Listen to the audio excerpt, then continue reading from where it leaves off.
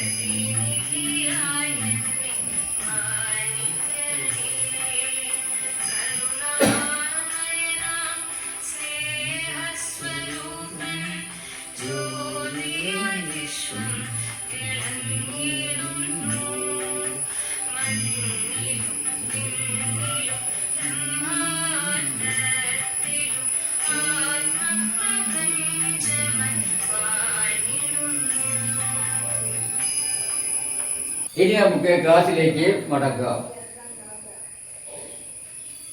നമ്മൾ കഴിഞ്ഞ ക്ലാസ്സിൽ ദാറ്റ് ഉപയോഗിച്ച് അഡ്ജക്റ്റീവ് ക്ലോസ് എങ്ങനെ ഉണ്ടാക്കാമെന്നതിനെ കുറിച്ചാണ് പഠിച്ചു വന്നിരുന്നത്.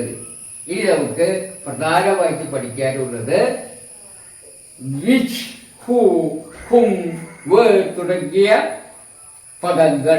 നമുക്കറിയാം, ഇത്തരം പദങ്ങൾ സാധാരണയായിട്ട് എന്തിനാണ് ഉപയോഗിക്കാറ്? ചോദ്യവാചകങ്ങൾ ഉണ്ടാക്കുന്നതിനാണെന്നറിയാം. എന്നാൽ ചോദ്യവാക്ക് ഉണ്ടാക്കുന്നതിന് പുറമേ ഇത്തരം വാക്കുകൾ നമുക്ക് വേണമെങ്കിൽ വിശേഷണവാചകങ്ങൾ ഉണ്ടാക്കുന്നതിനും ഉപയോഗിക്കാം. അപ്പം അത്തരം വാക്കുകൾ ഉപയോഗിച്ചുകൊണ്ട് നാമാവിശേഷണ വാചകങ്ങൾ, അതായത് നാമത്തെ വിശേഷിക്കുന്ന വാചകങ്ങൾ, ഇംഗ്ലീഷിൽ പറഞ്ഞാൽ അഡ്ജക്റ്റീവ് ക്ലോസ് ഉണ്ടാക്കുന്നതിനെ കുറിച്ചാണ് ഇനി നമ്മൾ മെയിനായിട്ട് പഠിക്കാൻ പോകുന്നത്. പക്ഷെ അതിന് മുമ്പായിട്ട് ഇവ ഉപയോഗിച്ച് അഡ്ജക്റ്റീവ് ക്ലോസുകളൊക്കെ ഉണ്ടാകുമ്പോൾ ചില സംശയങ്ങൾ വരാം. ഉദാഹരണത്തിനാണ് വരാവുന്നത്, ചിലപ്പോൾ നമുക്ക് ചോദ്യങ്ങൾ ഇതിൻ്റെ മലയാളത്തിലേക്ക് അർത്ഥമെടുക്കാൻ കഴിയില്ല. വിശേഷവാചകങ്ങളുടെ അർത്ഥമെടുക്കുമ്പോൾ ചിലർക്ക് അതിൻ്റെ അർത്ഥം എടുക്കാൻ കഴിയുന്നില്ല. വെർബൊക്കെ ഒരു പ്രത്യേക തരത്തിൽ കാണപ്പെടുന്നു എന്നുള്ളതാണ് ചിലരുടെ പ്രശ്നം. ചിലപ്പോൾ നിങ്ങൾക്ക് കാണാം പ്രിപ്പോസിന് ശേഷം നൗണോ നൗൺ ഫ്രേസോ വരാതിരിക്കുന്നത്. പകരം ചിലപ്പോൾ അതിൻ്റെ സ്ഥാനത്ത് ചിലപ്പോൾ വല്ല വെർബിൻ്റെ അല്ലെങ്കിൽ ഫോമായിരിക്കും കാണുക.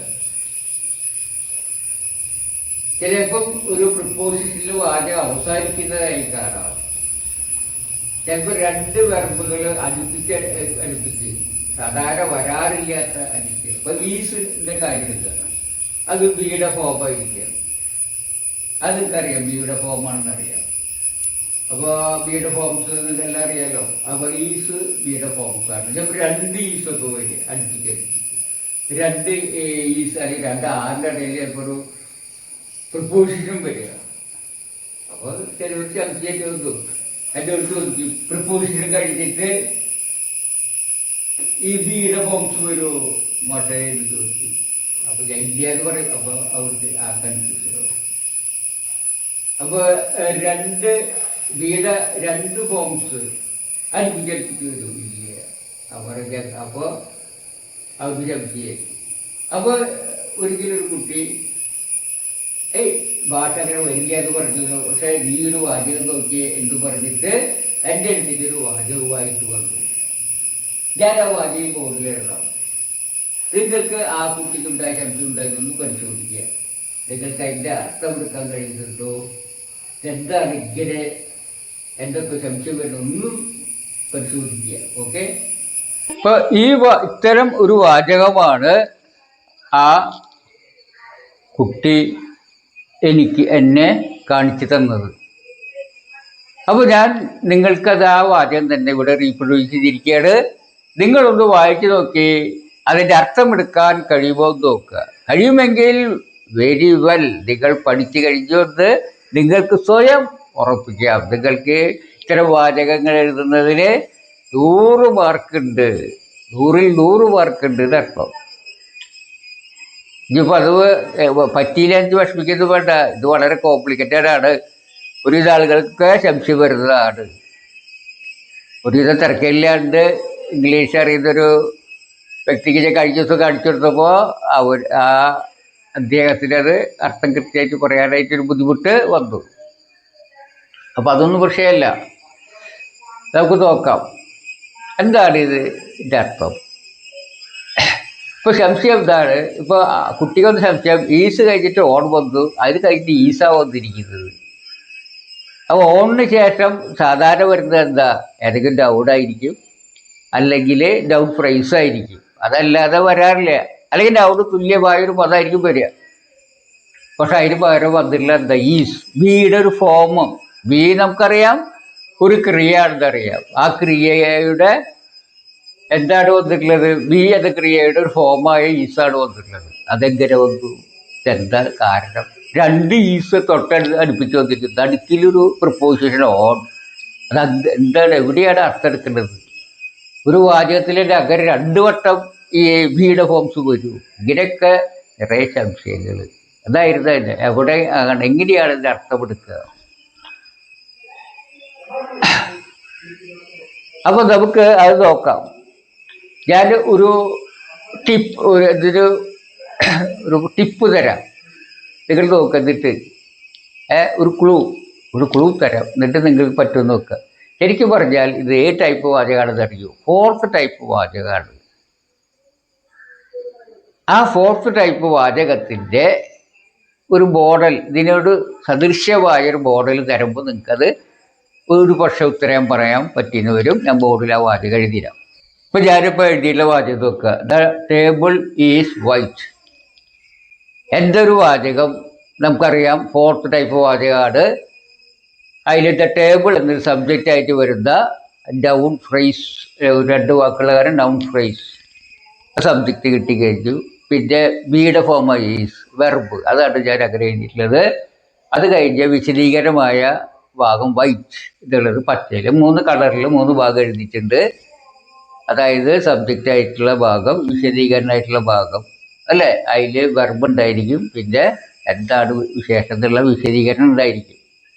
അത് അഡ്ജക്റ്റീവാണ് അല്ലേ. ഇതേപോലെ അപ്പോൾ ഈ ചതുരത്തിലുള്ള എപ്പോഴും നൗൺ ഫ്രേസ് ആയിരിക്കും. ചതുര ബോക്സിൽ ഇങ്ങനത്തേലുള്ള വെർബായിരിക്കും. പിന്നെ ഈ ചെരിഞ്ഞ 2 വലത്തോട്ട് ചെരിവുള്ള സ്ലാൻഡ് ആയിട്ടുള്ള, വലത്തോട്ട് റൈറ്റ് സൈഡിലേക്ക് സ്ലാൻഡ് ആയിട്ടുള്ള 2 വരകൾക്കിടയിലാണെങ്കിൽ ആ ഭാഗം ഒരു അഡ്ജക്റ്റീവ് ആയിരിക്കും. അങ്ങനെ നിങ്ങൾ ഇനി വരാൻ പോകുന്നതിലും ഇനി തുടർ ക്ലാസ്സിൽ ഞാൻ അങ്ങനെയായിരിക്കും എഴുതുന്നത് എളുപ്പത്തിന് വേണ്ടിയിട്ട്. അപ്പോൾ 3 ഭാഗമാണ് എന്ന് നിങ്ങൾക്ക് മനസ്സിലായില്ലേ. ഇതേപോലെ 3 ഭാഗം ഇതിനുള്ളൂ, ഈ വാചകത്തിനുള്ളൂ. ടേബിള് വെള്ളയാകുന്നു അല്ലെങ്കിൽ വെളുത്ത നിറമുള്ളതാകുന്നു എന്നാണത്. അപ്പോൾ ഇതിൽ എവിടം വരെയാണ് കട്ട് ചെയ്യാൻ നിങ്ങൾക്ക് അറിയോ? ഇതിൽ സബ്ജക്റ്റ് ഒരു ഭാഗം, വെർബ് ഒരു ഭാഗം, പിന്നെ വിശദീകരണം ഒരു ഭാഗം, 3 ഭാഗമാണ്. നിങ്ങൾക്കത് കട്ട് ചെയ്യാൻ പറ്റുമോ നോക്കിയാൽ. ഇത് കട്ട് ചെയ്യാനുള്ള ആ വൈഭവം നിങ്ങൾക്ക് നേടിക്കഴിഞ്ഞാൽ ഇംഗ്ലീഷ് പഠിക്കാനുള്ള ട്രിക്ക് കുറച്ച് മനസ്സിലായി നടക്കും. എന്തായാലും നിങ്ങൾക്ക് ഇത് കട്ട് ചെയ്യാനില്ല അല്ലേ.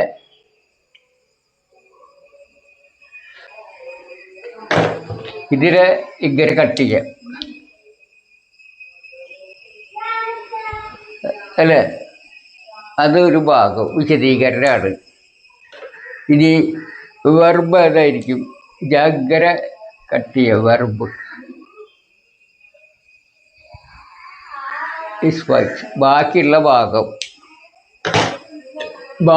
ഭാഗം മുഴുവനായിട്ട് ഇവിടം തൊട്ട് ഇവിടെ വരെയുള്ളത് ഒരൊറ്റ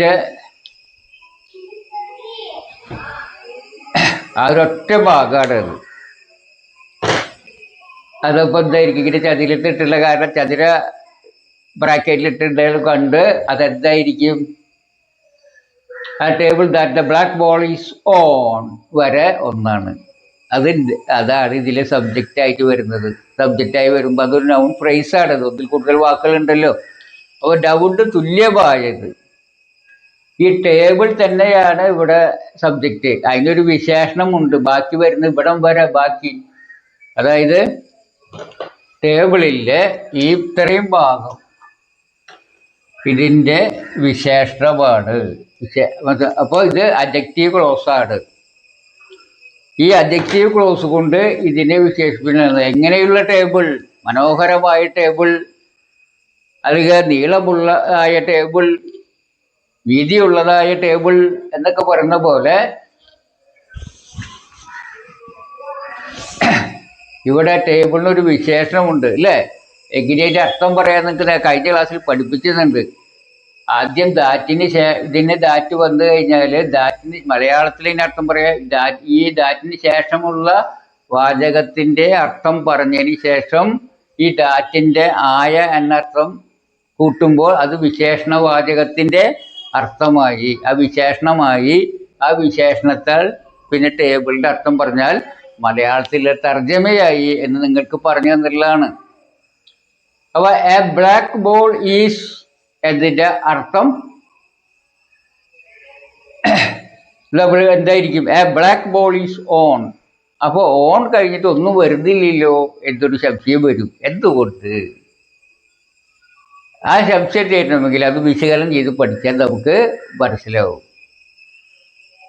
അത് ഇപ്പം നമുക്ക് പറയേണ്ട ചില അർത്ഥം പറഞ്ഞാൽ മതി. A black ball is on. ഒരു കറുത്ത പന്ത് മേലെയുള്ള, നമുക്കറിയാം അല്ലേ, ഓണിൻ്റെ അർത്ഥം മേലെയുള്ള എന്നൂടെ അർത്ഥം വരുന്നത്. A black ball is on. ഒരു കറുത്ത പന്ത് മേലെയുള്ളത് ആകുന്നു. അതിൻ്റെ മേലെ അത് കഴിഞ്ഞിട്ട് ദാറ്റ് ഉണ്ട്. അപ്പം എന്താർത്ഥം വരും? ആയ. ഒരു കറുത്ത പന്ത് മേലെയുള്ളതായ ആ ആയ കഴിഞ്ഞ വിശേഷണം ഏതിന് വിശേഷിക്കുന്നത്? പന്തില് അല്ല, പന്തല്ല, ടേബിളിൻ്റെ ടേബിൾ. ഒരു കറുത്ത പന്ത് മേലെയുള്ളതായ ടേബിള്. അപ്പോൾ ആ ടേബിളും അതിൻ്റെ വിശേഷണം കഴിഞ്ഞു. അപ്പോൾ ഒരു നൗണും അതിൻ്റെ വിശേഷണം കഴിഞ്ഞാൽ എന്തർത്ഥം? അതൊരൊറ്റ ബ്ലോക്കായിട്ട് ഒറ്റ നൗൺ പോലെ കരുതണം എന്ന് പഠിച്ചിട്ടുണ്ട്. അപ്പോൾ ഈ ബോക്സിലുള്ളത് മുഴുവൻ എന്താണ്? സബ്ജക്റ്റാണ്. സബ്ജക്റ്റ് കഴിഞ്ഞാൽ സബ്ജക്റ്റ് എന്താണ് വിശേഷം? ആകുന്നു, വൈറ്റ്. എന്താണ് ഇതിൻ്റെ അർത്ഥം വരിക? അപ്പോൾ ഒരു കറുത്ത പന്ത് മേലെയുള്ളതായ ടേബിള് വെള്ള നിറമുള്ളതാകുന്നു എന്നാണ് അർത്ഥം. ഇതിൻ്റെ അർത്ഥം തന്നെ, ഇതിനൊരു വിശേഷം കൂടി ഉണ്ടെന്നുള്ളൂ ടേബിളിന്, അത്രയേ ഉള്ളൂ. അപ്പോൾ നമുക്ക് വന്നൊരു സംശയം, ഓൺ എങ്ങനെ അവസാനം വന്നു എന്നൊരു സംശയം. ഇപ്പോൾ നിങ്ങൾക്ക് ഇതൊരു ഒരു ചെറിയൊരു ഐഡിയ കിട്ടിയോ അല്ലേ? എന്നാലും ഈ ഓൺ എങ്ങനെ വന്നു എന്നൊരു ചോദ്യം നമുക്ക് മനസ്സിലാവണമെങ്കിൽ നമുക്ക് ഒന്നുകൂടി വിശദമായിട്ട് പഠിക്കണം. മറ്റൊരു വാചകം കൂടി ഞാൻ എഴുതാം. ആ വാചകത്തെ കൂടി വിശകലനം ചെയ്ത് പഠിക്കുമ്പോൾ അത് ക്ലിയറാവും. അത് ക്ലിയറാകാതെ മുന്നോട്ട് പോയി കഴിഞ്ഞാൽ ഒന്നുകൂടി സങ്കീർണമായ വിശേഷണവാചകങ്ങൾ എഴുതുമ്പോൾ, പ്രത്യേകിച്ചും വെച്ച് കുമ്പ് വെച്ച് വേറ് വെച്ചൊക്കെ എഴുതുമ്പോൾ കൂടുതൽ കൺഫ്യൂഷൻ വരും. അപ്പോൾ അത് തിരുത്താനായിട്ട് ഭയങ്കര ബുദ്ധിമുട്ടായത് കൊണ്ടാണ് ഇപ്പോഴും എടുത്തത്. നമുക്ക് വേറൊരു വാചകം കൂടി എഴുതി ഇത് വിശകലനം ചെയ്ത് എന്തുകൊണ്ടാണ് ഈ ഓൺ അവസാനം വന്നത് എന്നൊന്ന് പരിശോധിക്കാം. ഓക്കെ, ഇപ്പോൾ ബോർഡിലേക്ക് നോക്കുക. ഞാനിപ്പോൾ ആ വാചകം എഴുതിയിട്ടിട്ടുണ്ട്. നമ്മൾ പേന കൊണ്ട് കടലാസിന്മേൽ എഴുതുന്നു. ഈ വാചകം ഏത് ടൈപ്പാണെന്ന് നിങ്ങൾക്കറിയണം. അറിഞ്ഞാൽ മതിയാവും, അതൊക്കെ പഠിപ്പിക്കുക എന്നുള്ളതാണ്. അത് എങ്ങനെയാണ് ഇംഗ്ലീഷ് ട്രാൻസ്ലേറ്റ് ചെയ്യുക? അത് ഫസ്റ്റ് ടൈപ്പ് സെൻറ്റൻസാണ്, നിങ്ങൾക്കറിയാം. കാരണം എന്താണ്? സബ്ജക്റ്റ് എഴുതുന്നു, അതിൽ വെർബുണ്ട്, അത് ചെയ്ത് നമ്മളാണ്. അപ്പോൾ ആ സബ്ജക്റ്റ് കിട്ടി, സബ്ജക്റ്റ് വെർബ് കിട്ടി. എവിടെ എഴുതുന്നു? കടലാസിന്മേൽ. അത് എവിടെ നിന്ന് ചോദ്യോത്തരമാണ്. അത് അഡ്വർബാന്ന് നിങ്ങൾക്കറിയാം. അതുപോലെ എങ്ങനെ എഴുതുന്നു? പേന കൊണ്ട് എഴുതുന്നു, അതും അഡ്വർബാന്ന് എഴുതാം. അപ്പോൾ ഒരു സബ്ജക്റ്റ്, ഒരു വെർബ്, രണ്ട് അഡ്വർബ്. അപ്പോൾ സബ്ജക്റ്റ് വെർബ് അഡ്വർബിയൽസ് ഉള്ള വാചകത്തെ ഫസ്റ്റ് ടൈപ്പ് എന്നറിയാം. അപ്പോൾ ഇതിൻ്റെ ഓർഡർ നിങ്ങൾക്കറിയാം അല്ലേ? അത് നിങ്ങൾ ഒന്ന് മനസ്സിൽ എഴുതിയാൽ അത് കഴിഞ്ഞിട്ട് ഞാൻ എഴുതാം. ഇതിൽ ശരിയാണെന്ന് നിങ്ങളൊന്ന് കമ്പയർ ചെയ്യുക. ഓക്കെ, നിങ്ങൾ ഇങ്ങനെയാണ് എഴുതിയതെങ്കിൽ നിങ്ങൾ ഈ ബോർഡിൽ ഇപ്പോൾ ഞാൻ എഴുതിയ പോലെ എഴുതിയെങ്കിൽ വെരി ഗുഡ്, നിങ്ങൾക്ക് ഡബിൾ തംസ് അപ്പ്. അപ്പോൾ ഇതിൽ ഞാൻ ചതുരത്തിൽ എഴുതിയിട്ടുള്ളതൊക്കെ അറിയാം. ചതുരത്തിലുള്ള ബ്രാക്കറ്റ് ആണെങ്കിൽ അത് സബ്ജക്റ്റ് ആയിരിക്കും. അതായത് സബ്ജക്റ്റ് ആയിട്ട് നൗൺ അല്ലെങ്കിൽ നൗൺ ഫ്രേസ് ആയിരിക്കും. പിന്നെ ഇങ്ങനത്തെ ബ്രാക്കറ്റിൽ ഡബിൾ ബ്രാക്കറ്റില്ലേ അങ്ങനെയാണെങ്കിൽ ഇത് അതിനുള്ളിൽ വെർബായിരിക്കും. ഈ ബ്ലാക്ക് സ്ലാഷ് ആയിട്ടുള്ള വരയാണെങ്കിൽ, ലെഫ്റ്റിലേക്ക് ചെരിഞ്ഞിട്ടുള്ള രണ്ട് വരകൾക്കിടയിലാണെങ്കിൽ അത് അഡ്വർബായിരിക്കണം എന്ന് നിങ്ങൾ മനസ്സിലാക്കണം. അപ്പം ഇങ്ങനെ 1, 2, 3, 4 ഭാഗങ്ങളാണ് ഇതിലുള്ളത്. 2 ഭാഗങ്ങൾ അഡ്വർബുകളാണ്. ഇത് വെർബ് നമുക്ക് അറിയാം. ഒന്നുകൂടി ആവർത്തിച്ചത് മാത്രം മറക്കാതിരിക്കുക. ഇനി നമുക്ക് ഇതിലേക്ക് പേപ്പർ, അത് ഒരു ഓൺ പേപ്പർ എന്നുള്ളത് അഡ്വർബാന്നറിയാം. അതിനത് എങ്ങനെ ഉണ്ടായിട്ടുള്ളത് നമുക്കറിയാം. എങ്ങനെയാണ് ഉണ്ടായിട്ടുള്ളത്? പേപ്പർ എന്നത് നൗണാണെന്നറിയാം. നൗണിൻ്റെ മുമ്പിൽ എന്ത് വെച്ചു? ഒരു പ്രപ്പോഷൻ ഓൺ വെച്ചു. അപ്പോൾ അങ്ങനെ ആയിട്ടുള്ള ഓൺ പേപ്പർ എന്നിട്ടുള്ള ഒരു അഡ്വർബാണ്. അപ്പോൾ അത് പ്രപ്പോഷണൽ അഡ്വർബാണ് അല്ലെ? പ്രപ്പോഷൻ ചേർത്തുണ്ടാകുന്ന ഒരു അഡ്വർബിയൽ ഫ്രേസാണ് എന്ന് പറയും. അങ്ങനെയുള്ള അഡ്വർബുകളെ കുറിച്ച് നമ്മൾ പഠിച്ചു കഴിഞ്ഞിട്ടുള്ളതാണ്. അപ്പോൾ അതിലെന്തുണ്ട്? ഈ പേപ്പർ എന്നുള്ള ഭാഗം എന്താ? ഇത്രയും ഭാഗം ഡൗണാണ്, നൗൺ. അപ്പോൾ ഇത് കടലാസ്, ഇത് ഡൗണാണ്. അപ്പോൾ കടലാസിന്മേൽ ഉള്ള മേൽ എന്ന വ്യക്തി മാറ്റി ബാക്കിയുള്ള ഭാഗം കടലാസ് എന്ന നൗണായിരിക്കും. അപ്പോൾ ഇതിലെ നൗണുണ്ട് കടലാസ്. അതിൻ്റെ മേൽ എന്ന വിഭക്തി ചേർന്നത് കൊണ്ടാണ് കടലാസിൽ മേലെന്ന അഡ്വർബ് ഉണ്ടായിട്ടുള്ളത് നമുക്കറിയാം. അപ്പോൾ കടലാസ് ഇതിൽ നൗൺ ആയിട്ടുണ്ട്, ഇതിൽ പേപ്പർ നൗൺ ആയിട്ടുണ്ട്. ഇനി നമുക്ക് മലയാളത്തിൽ ഈ കടലാസിനെ കടലാസ് എന്ന നൗണിനെ ഒന്നും വ്യക്തമായിട്ട് പറഞ്ഞാൽ വിശേഷിപ്പിക്കുന്ന തരത്തിൽ ഒരു വിശേഷണവാചകം ഉണ്ടാക്കാം. അങ്ങനെ വിശേഷണവാചകം ഉപയോഗിച്ച കടലാസിനെ വിശേഷിപ്പിക്കുകയും ചെയ്യാം. നമ്മൾ മനസ്സിലാക്കിയിട്ടുള്ളതാണ്. അങ്ങനെയാണെങ്കിൽ എങ്ങനെയായിരിക്കും നിങ്ങൾ അതിന് വിശേഷവാചകമാക്കി മാറ്റുക? ഞാൻ നിങ്ങളോട് പറഞ്ഞത് എന്താണ് ചെയ്യേണ്ടത്? ആ കടലാസ് മാറ്റുക അല്ലേ? കടലാസ് എന്ന നൗൺ മാറ്റുക. ബാക്കി എന്തൊക്കെ ഉണ്ടാവുക? നമ്മൾ പേന കൊണ്ട് മേൽ എഴുതുന്നു. എന്തുണ്ടാവുക? മേൽ എഴുതുന്നു. അപ്പോൾ നമ്മൾ കടലാസ് മാറ്റി കഴിഞ്ഞാൽ ബാക്കിയുള്ള ഭാഗം എഴുതുക. എന്താണ് മലയാളത്തിൽ എഴുതുക? അത് ഞാൻ ബോർഡിൽ എഴുതാം, നിങ്ങൾക്ക് ഒന്ന് വ്യക്തമായി മനസ്സിലാക്കുന്നതിന്. ഓക്കെ, നമ്മൾ പേന കൊണ്ട് മേൽ എഴുതുന്നു എന്നുള്ളതാണ് ശേഷിക്കുന്ന ഭാഗം അല്ലേ? ഈ ശേഷിക്കുന്ന ഭാഗത്തെ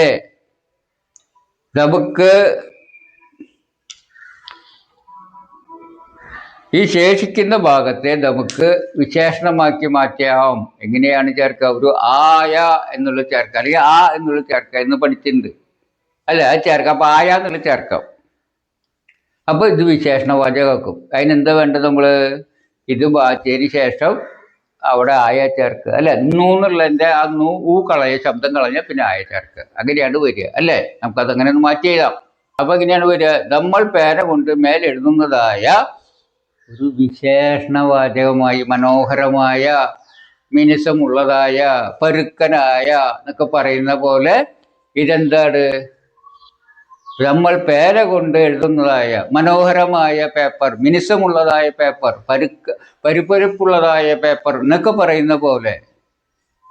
പരുപരുപ്പുള്ളതായ പേപ്പർ എന്ന് പറഞ്ഞാൽ പേപ്പറിൻ്റെ ഒരു വിശേഷണമാണ് അല്ലേ? എങ്ങനെയുള്ള പേപ്പർ? പരുപരുപ്പുള്ളതായ, മിനുസമുള്ളതായ കടലാസ്. അപ്പോൾ കടലാസിൻ്റെ വിശേഷണമാണ് അങ്ങനെ മിനുസമുള്ളതായ.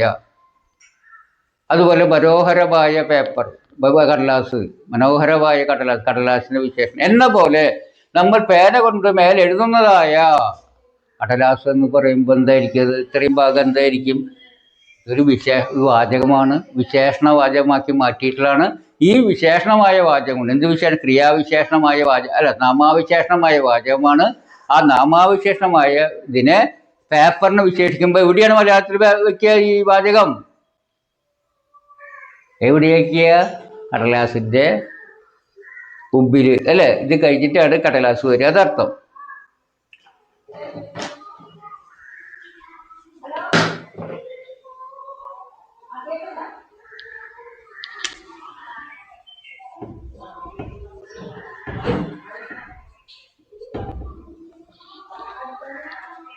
നമ്മൾ പേന കൊണ്ട് എഴുതുന്നതായ കടലാസ്.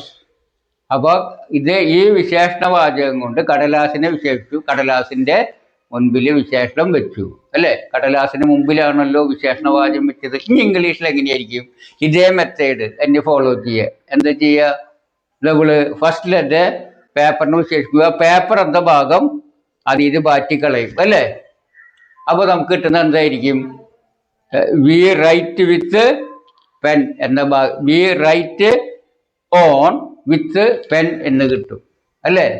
അങ്ങനെയാണ് നമുക്ക് കിട്ടുക.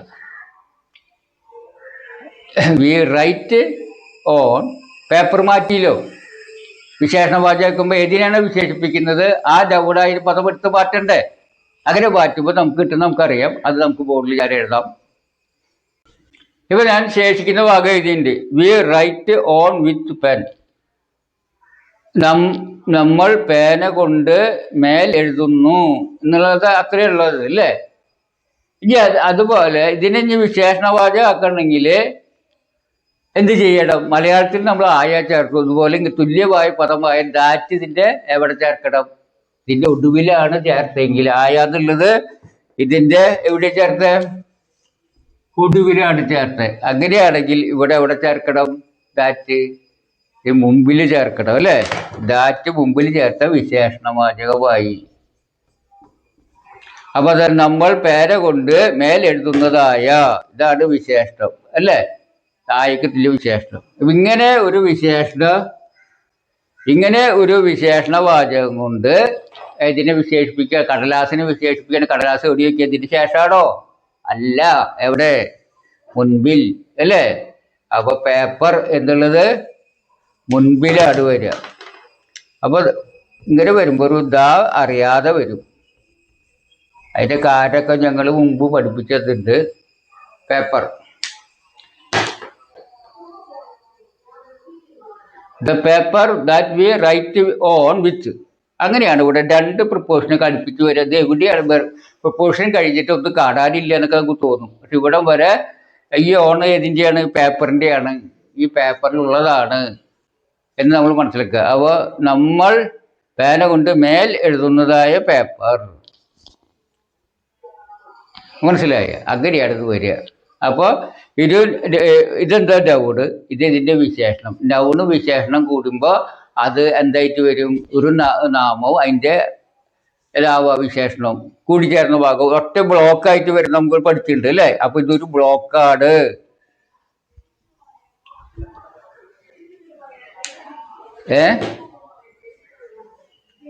നമ്മൾ പേന കൊണ്ട്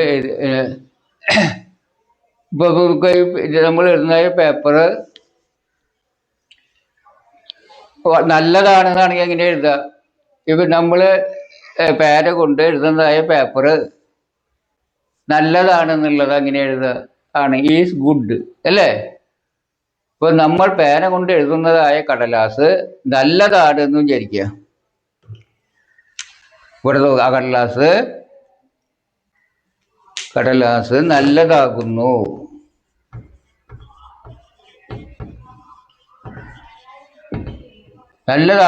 എന്ന് വിചാരിക്കുക. അപ്പൊ അവന്റെ വിശദീകരണമാണ്. ആ കടലാസ് എങ്ങനെയുള്ള വിശദീകരിക്കുന്നു? ആകുന്നു നല്ല. അല്ല, ഇംഗ്ലീഷിലാക്കുമ്പോൾ എങ്ങനെ വരിക? ഇത് കഴിഞ്ഞ് ഇത് സബ്ജക്റ്റ് വരും അല്ലേ?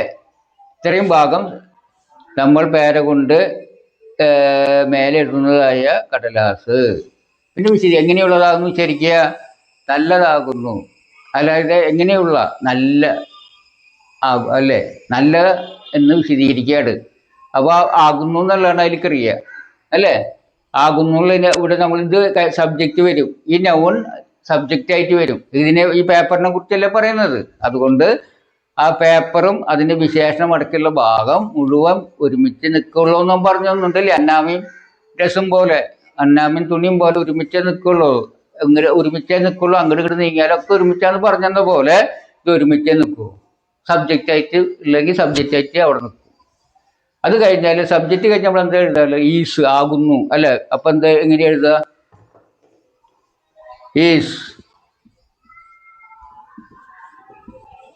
ഈസ് ആകുന്നു അല്ലേ? എന്ത് വരും? ഗുഡ്. എങ്ങനെയുള്ള വിശദീകരണ ഒരു ഗുഡ്.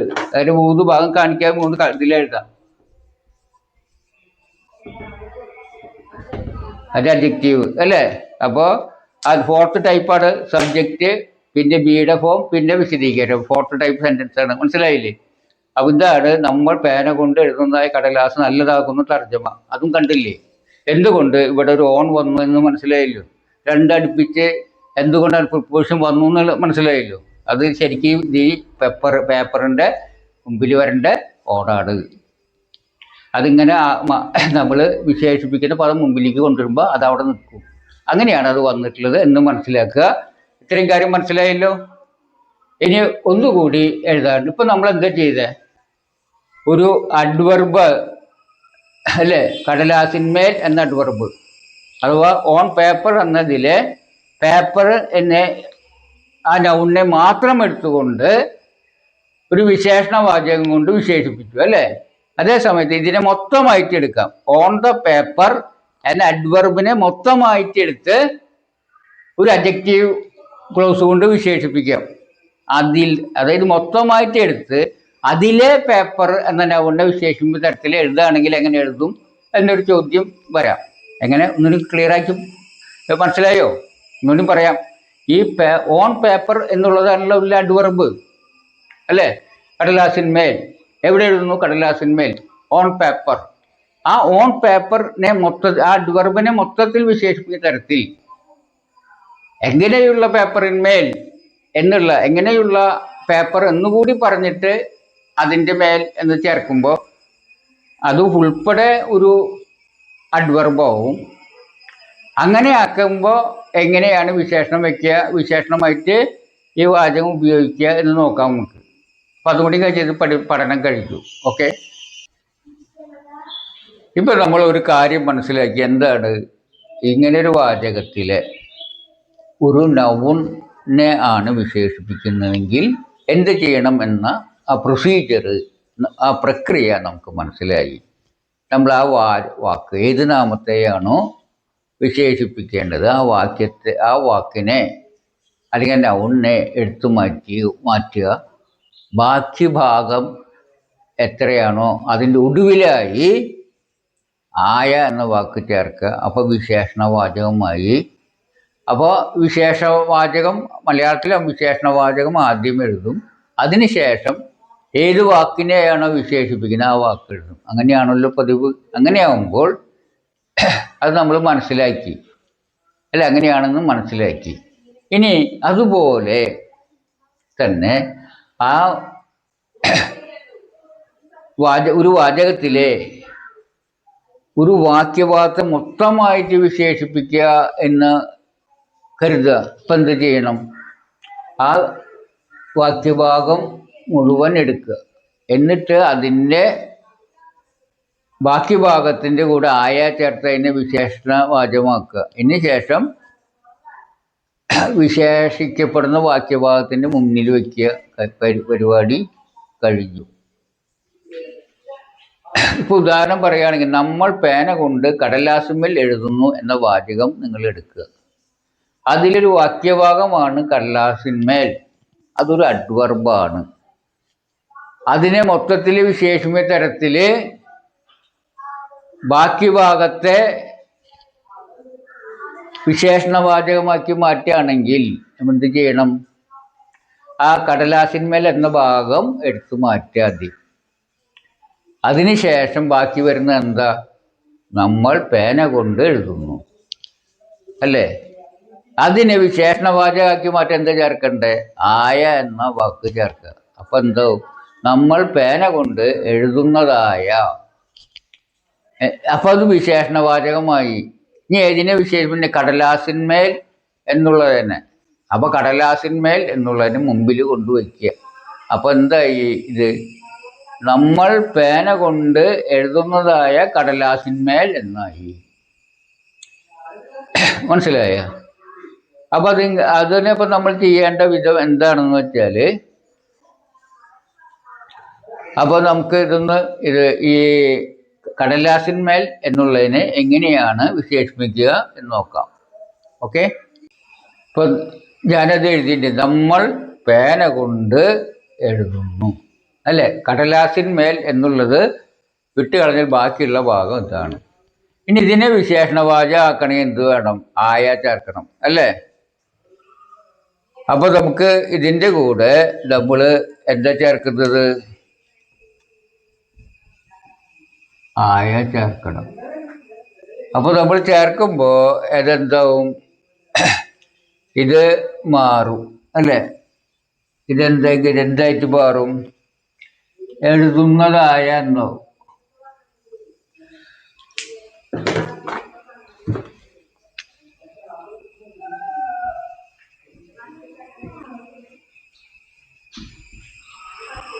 എഴുതുന്നതായ അഗരയായി മാറും അല്ലേ? അപ്പോൾ എന്താ ഇത്? ഒരു വിശേഷണവാചകം ആയി. നമ്മൾ പേന കൊണ്ട് എഴുതുന്നതായ. ഇനി ഇതിനെ കൊണ്ട് കടലാസിന്മേൽ എന്ന അതിനെ വിശേഷിപ്പിക്കുന്ന വെച്ചാൽ ആ കടലാസിന്മേൽ എന്നുള്ളത് അത് കഴിഞ്ഞിട്ട് എഴുതുക. അപ്പോൾ അത് എഴുതുമ്പോൾ എന്താണ് നമുക്കൊന്ന് നോക്കാം. അപ്പോൾ ഇങ്ങനെയായിരിക്കും അത് വരിക. നമ്മൾ പേന കൊണ്ട് എഴുതുന്നതായ കടലാസിന്മേൽ. മനസ്സിലായ? അങ്ങനെയാണ് അത് വരിക. അപ്പോൾ വാസ്തവത്തിൽ അതായത് പച്ച ഇതിനുള്ളിലുള്ള ഭാഗം കംപ്ലീറ്റ് എന്താണ്? വിശേഷണ വാചകമാണ്. അത് നാമാവിശേഷണ വാചകമാണ് എന്നർത്ഥം. ആ നാമാവിശേഷണ വാചകം അഥവാ അഡ്ജക്റ്റീവ് ക്ലോസ് കൊണ്ട് നമ്മൾ വിശേഷിപ്പിക്കുന്നത് ഇതിനാണ്? കടലാസിന്മേൽ എന്നുള്ളതാണ്. അപ്പം അതിൻ്റെ മുമ്പിൽ വെച്ചു. ഇനി വാസ്തവത്തിൽ നമ്മൾ വളരെ സൂക്ഷ്മമായി പരിശോധിച്ചാൽ അത് ഈ കടലാസിന്മേൽ എന്നുള്ളതിൻ്റെ ആ അഡ്വർബിലെ നൗണിനെയാണ് വിശേഷിപ്പിക്കുന്നത് വാസ്തവത്തിൽ. മനസ്സിലായ? ആ നൗണിനെയാണ് വിശേഷിപ്പിക്കുക. അതുകൊണ്ട് ഞാൻ ചുവന്ന ഒരു ഇതിലിട്ടുണ്ട് അത്. അപ്പോഴും അത് നൗൺ. അപ്പോൾ ഇതൊരു ശരിക്കും പറഞ്ഞാൽ ആ അഡ്വർബിലെ നൗണിനെയാണ് വിശേഷിപ്പിക്കുന്നത്. അപ്പോൾ ഈ വിശേഷണം അതും കൂടി ചേരുമ്പോൾ അതെല്ലാം കൂടിച്ചേർന്ന് ഒറ്റ അഡ്വർബായിട്ട് എവിടെ എവിടെ എന്നിട്ട്. ഇപ്പോൾ നോക്കുക, കടലാസിന്മേൽ കുട്ടി കോറിയിട്ടു എന്ന് ഒരു വിചാരിക്കുക. നമ്മൾ പേന കൊണ്ട് എഴുതുന്നതായ കടലാസിന്മേൽ ഒരു കുട്ടി കോറിയിട്ടു എന്നാണെങ്കിൽ എന്ത് വേണം? അപ്പോൾ കുട്ടി എവിടെ കോറിയിട്ടെ?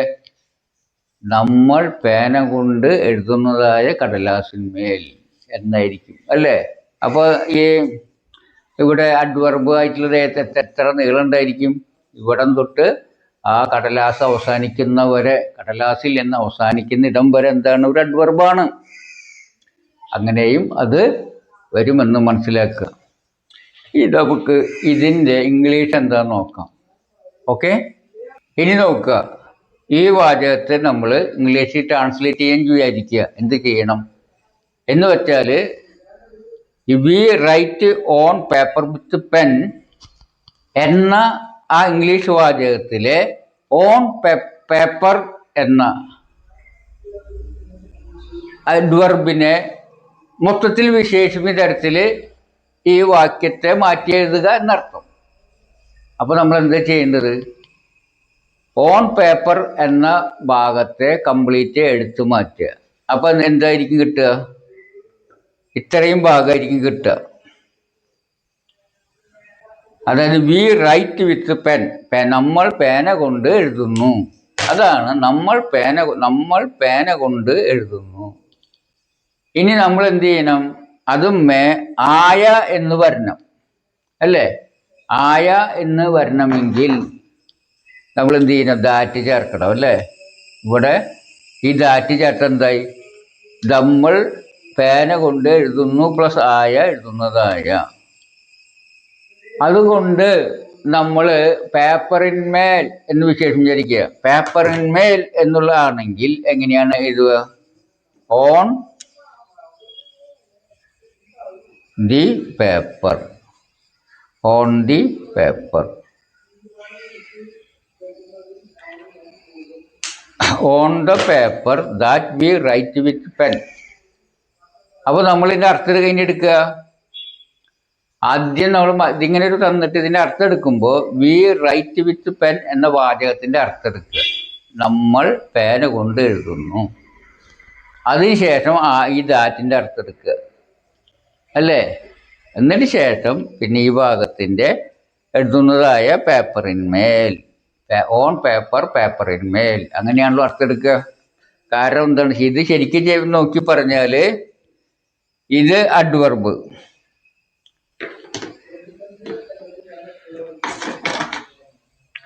ഇത് മൊത്തത്തിൽ അഡ്വർബാണ്. ഈ അഡ്വർബിലെ നൗണാണ് പേപ്പർ അല്ലേ? ഇതിൽ മാത്രം എടുത്താൽ നൗണാ. ഈ നൗണിനെയാണ് ഇത് വിശേഷിപ്പിക്കുന്നത് അല്ലേ?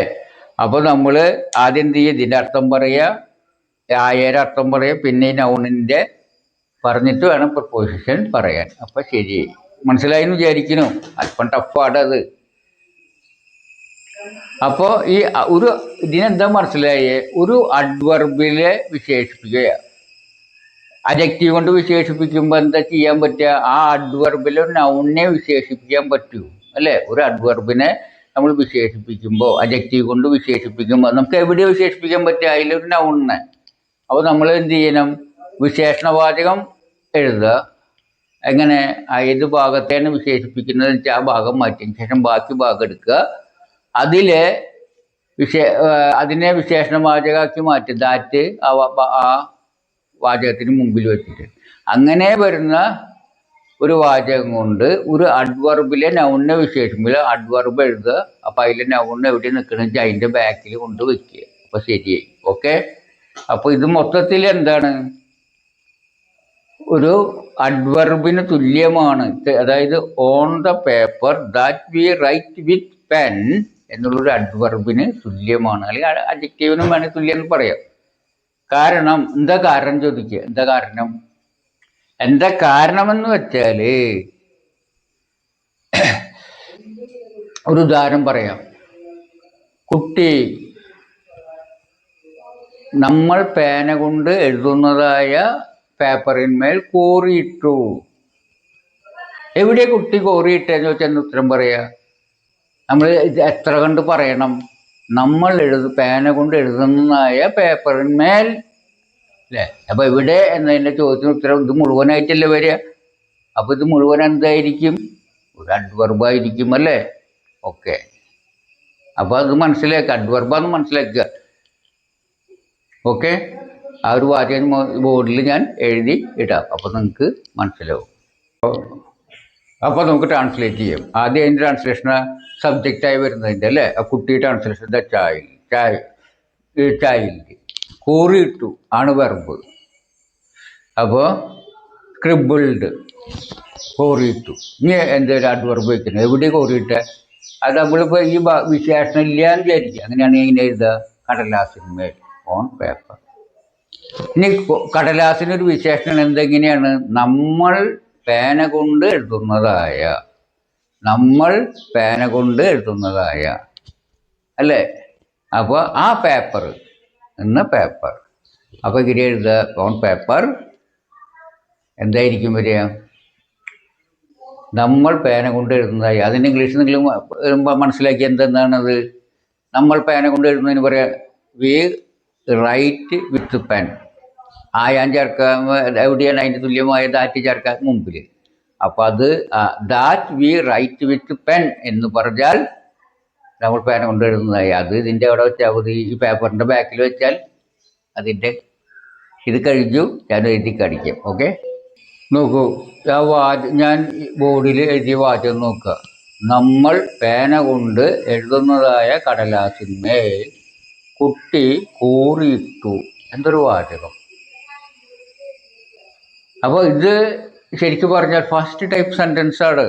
3 ഭാഗമാണ് ശരിക്കും മെയിനായിട്ടുള്ളത്. എന്താണെന്ന് വെച്ചാൽ ഈ പച്ച ഇടത്തോട്ടുള്ള ചെറിയ 2 വരിയില്ലേ, അവിടെ വരെ ഒരു ഭാഗം ഈ പച്ച അണ്ടർലൈൻ ചെയ്തിട്ടുണ്ട്.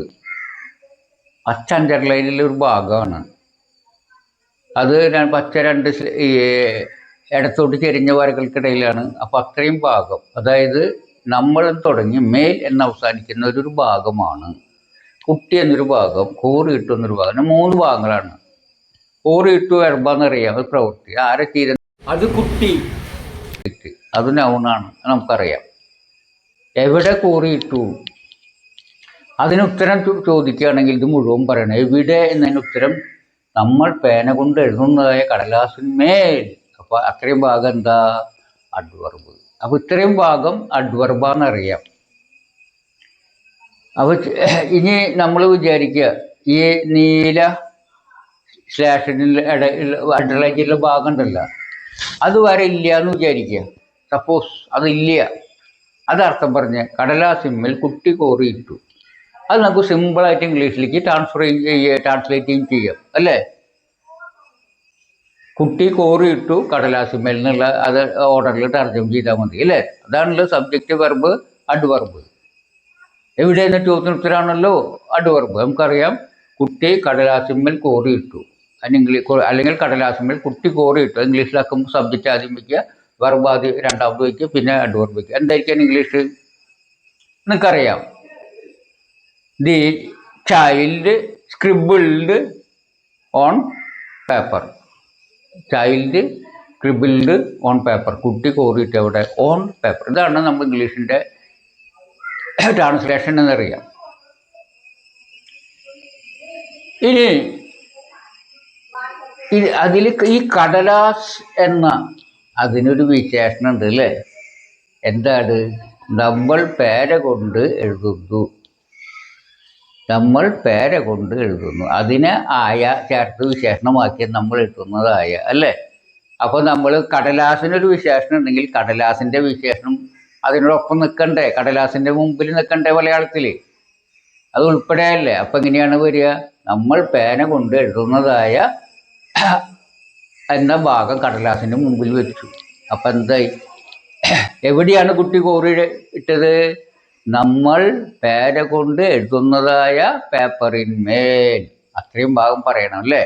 അപ്പോൾ കടലാസിന്മേൽ എന്നുള്ള ചെറിയ അഡ്വർബിലെ നൗണൊരു വിശേഷണം കൂടി ഉണ്ടെങ്കിൽ ആ വിശേഷണം ആ നൗണ് പിന്നെ അതിൻ്റെ വിഭക്തി ചേർന്നുള്ള ഭാഗമാണ് എന്തായിട്ട് വരിക? അഡ്വർബായിട്ട് വരിക. അപ്പോൾ ഇത് ഫുള്ള് ഒരു അഡ്വർബിന് തുല്യപാട് അല്ലേ. വലിയൊരു അഡ്വർബൽ ഫ്രേസിന് തുല്യപാട് എന്താ പറയുക, മനസ്സിലാക്കുക. അപ്പോൾ നമുക്ക് ഇതിന് ഇംഗ്ലീഷിലാക്കാം അല്ലേ. സബ്ജക്റ്റ് ആദ്യം എഴുതുക അല്ലേ, സബ്ജക്റ്റ് ആദ്യം എഴുതുക. പിന്നെ കോറി ഇട്ടു വന്നിട്ട് ഇംഗ്ലീഷ് സ്ക്രിബിൾഡ്, അപ്പോൾ അത് എഴുതുക. പിന്നെ ഇത് എഴുതുക കടലാസിന്മേൽ എന്താ അഡ്വർബ് എഴുതുക അല്ലേ. നമുക്കത് എഴുതി കാണിച്ചു തരാം. ഓക്കെ, ഇത് ഇപ്പോൾ ഞാൻ പേപ്പറിൻ്റെ വിശേഷണം കൂടി എഴുതിയിട്ടുണ്ട്. അതൊരു വാചകമാണ്. എന്താണ്? That we write with pen. നമുക്കറിയാം വി റൈറ്റ് വിത്ത് പെൻ എന്ന് വെച്ചാൽ നമ്മൾ പേന കൊണ്ട് എഴുതുന്ന, അതിന് മുമ്പ് ദാറ്റ് വന്ന് ആയ ചേർക്കുന്നു. അപ്പോൾ നമ്മൾ പേന കൊണ്ട് എഴുതുന്നതായ, അത് ഈ പേപ്പറിൻ്റെ ശേഷം പേപ്പറിൻ്റെ വിഷയം, പേപ്പർ പിന്നെ പേപ്പർ, അതിന് മുമ്പ് ഓണുണ്ട് പേപ്പറിന്മേൽ ആയല്ലോ. അപ്പോൾ ഇതിൻ്റെ ഇത് മനസ്സിലായില്ലേ എങ്ങനെയത്? അപ്പോൾ ഇത് സബ്ജക്റ്റ്, ഇത് വെർബ്, ഇത് മൊത്തത്തിൽ എല്ലാം കൂടി ഇത് അഡ്വർബ്. ഇവിടെ തൊട്ട് അറ്റം വരെ അഡ്വർബാണ്. എന്ന് വെച്ചാൽ നമുക്ക് ഇങ്ങനെ ഇതിൽ എഴുതാം. അതായത് on paper that we write with എന്ന് എഴുതി കഴിഞ്ഞാൽ ഇതായി അഡ്വർബായി. എവിടെ എഴുതുന്നു? അത് ചോദ്യത്തിന് ഉത്തരം ഇവിടെ തൊട്ട് അറ്റം വരെയല്ലേ. ഒരു പേപ്പറിൻ്റെ ഇത് അഡ്ജക്റ്റീവായിട്ടുള്ള അതിലെ ആ പേപ്പർ എന്ന നൗണിൻ്റെ അഡ്ജക്റ്റീവായിട്ടുള്ള വാചകം ബാക്കിൽ എഴുതി. പിന്നെ ഒരു കാര്യം ശ്രദ്ധിക്കാനുള്ളത്, അങ്ങനെ വിശേഷണം വരുമ്പോൾ ഇവിടെ ഒരു ദാ വരും, അത് പ്രത്യേകം ശ്രദ്ധിക്കണം കേട്ടോ. അപ്പോൾ നല്ല ഇംഗ്ലീഷായി. The child scribbled on the paper that we write with pen എന്നെഴുതിയ വളരെ സൂപ്പർ ഇംഗ്ലീഷായി. ഇങ്ങനെയാണ് ഇങ്ങനെ ഈ ദാറ്റ് വെച്ചുള്ള വാചകങ്ങൾ വരുന്നത് എന്ന് മനസ്സിലായില്ലേ. അപ്പോൾ നമുക്ക് സബ്ജക്റ്റായിട്ട് വരുന്നത് നമ്മൾ പഠിച്ചു, ഒബ്ജക്റ്റായിട്ട് വരുന്നത് അഡ്വർബിലെ ഏതെങ്കിലും നൗണിനെ വിശേഷിപ്പിക്കുന്ന രീതിയും നമ്മൾ പഠിച്ചു കഴിഞ്ഞു. ഇനി നമുക്ക് നമ്മൾ ആദ്യം എഴുതിയ വാചകത്തിൻ്റെ അർത്ഥം, the table that we A black ball is one is white എന്നുള്ളതിൻ്റെ അർത്ഥം നിങ്ങൾക്ക് ഇനി മനസ്സിലാക്കാൻ കഴിയും. എന്താണത്? ദ ടേബിൾ ഈസ് വൈറ്റ് എന്ന വാക്കിൻ്റെ അർത്ഥം ടേബിൾ വെള്ളയാകുന്നു. നിങ്ങൾക്ക് നേരത്തെ പറഞ്ഞു തന്നിട്ടുള്ളതാണ് അല്ലേ. ഈ ടേബിളിനൊരു വിശേഷണം ഉണ്ടെങ്കിൽ എവിടെയാണ്, വാചകമായിട്ടുള്ള വിശേഷണം ഉണ്ടെങ്കിൽ എവിടെയായിരിക്കും വെക്കുക? ഈ ടേബിളിന് ശേഷം ദാറ്റ് വെച്ചിട്ട് അല്ലേ. അപ്പോൾ അതല്ലേ ഇവിടെ വന്നിട്ടുള്ളത്, ആ table that black ball is on അല്ലേ വന്നിട്ടുള്ളത്. അപ്പോൾ ഇവിടം വരെയാണ് അതിൻ്റെ സബ്ജക്റ്റ് ഈസ് വൈറ്റ്. അപ്പോൾ ടേബിൾ ബ്ലാക്ക് ബോൾ മേലെ ഉള്ളതായ ടേബിൾ വെളുത്തതാകുന്നെന്ന് അർത്ഥം.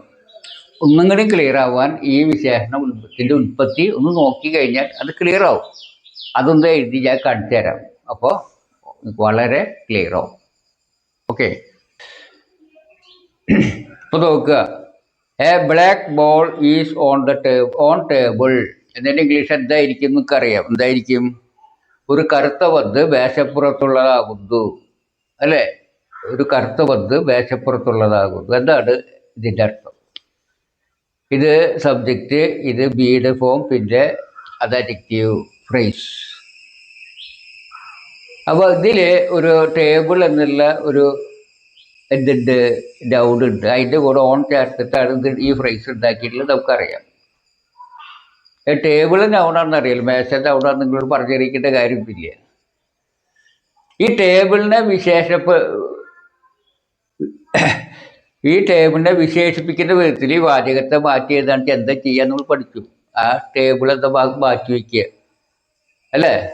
അതിന് ശേഷം ബാക്കിയുള്ള ഭാഗം ഏതാ? Black ball is on. ഇത്രയും ബാക്കിയാണ് ബാക്കി വരിക അല്ലേ? അപ്പം ഇത്ര വരെ ബാക്കി വരും. അതിൻ്റെ മുമ്പിൽ എന്ത് വയ്ക്കുക? ദാറ്റ് വയ്ക്കുക. എന്നിട്ട് ഈ ടേബിളിൻ്റെ അവിടെ വെച്ചാൽ മതി, ബാക്കിൽ വെച്ചാൽ മതി അല്ലേ? അപ്പം എന്താ വരിക? അപ്പോൾ എന്താണെന്ന് നിങ്ങൾക്ക് അറിയാം, നിങ്ങൾക്ക് പഠിച്ച കാരണം വിശദീകരിക്കണ്ടല്ലോ. ഇത്രയും ഭാഗത്തിന് മുമ്പ് ഇതിനെ വിശേഷിപ്പിക്കുമ്പോൾ ഈ ബാക്കി ഭാഗം ഇതാണ്.